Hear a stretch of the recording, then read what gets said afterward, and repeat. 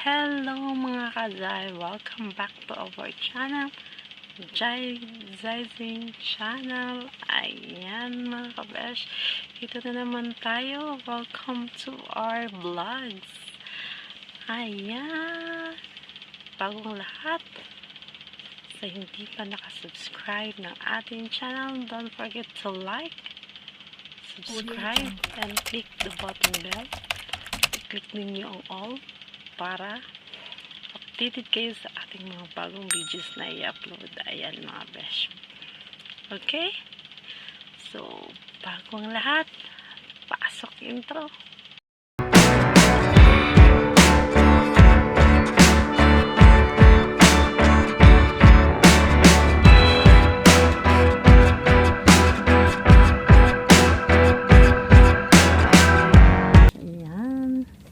Nandito po tayo ngayon kasi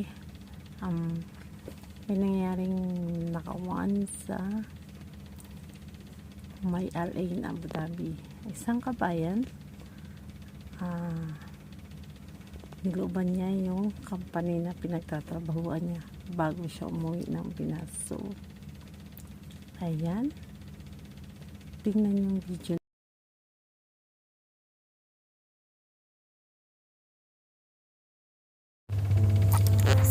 So, nakikita niyo mga besh. Ayan, ito simpleng lakad lang. O, diba? Pero bago daw nangyari yan, krimi na yan, natalo siya ng 5,000 dirhams o 70,000 pesos. Balita pa ay nakalulong din siya sa droga. Ayan. Makikita niyo sa CCTV, nakalmado lang siya. Pero itinago na niya yung susi sa back door ng tindahan. So, ayan, simpleng nagtatrabaho lang, akala mo walang plano. Pagkalipas ng isang oras, ayan, bumalik na siya para gawin ang ginawa niyang krimen. So, kinuha na niya yung pera na 9,600 dirhams. Ayun na nga, pinuksan na niya yung kaha kasi may susi. So, ayan. So, 9,600 or 136,000 sa pesos. So, mag-saving itong babala sa ating mga kabayan na wag basta magtitiwala kahit sa mismong kabayan natin. Tsaka ang pangalan po ng kabayan na yan, si Pedro Sario Mainit Jr. So, ayan nga, ang nagiging kawawa kasi yung mga katrabaho niya na paghati-hatian nila yung halagang kinuha niya.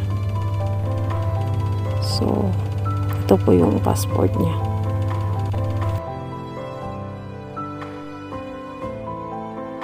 Talo siya ng 5,000. So, parang planado niya na lahat kasi nakaalis na siya sa UAE. So, siguro yung pera na talo niya, pera niya yung paong pauwi ng Pinas.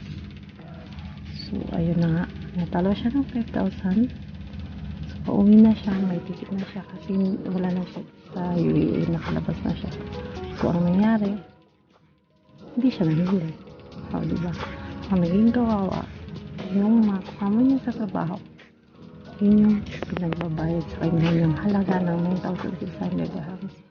So, sa Pilipinas, 1,030 something, 100,030. Ayan. 36, depende sa rate. So, malaki-laki siya sa peso. Pero, 100,000 is pretty significant, no? At madadama niya naman yung ibang Pilipino dito na tatrabaho sa ibang bansa. Kasi pag once na ginawa yung isang Pilipino, nilalahat na nila. Which is, hindi naman tayo pareho ng kamay, ng daliri. So, ayan. nakakahiya siya, pero siya lang yun, hindi naman lahat.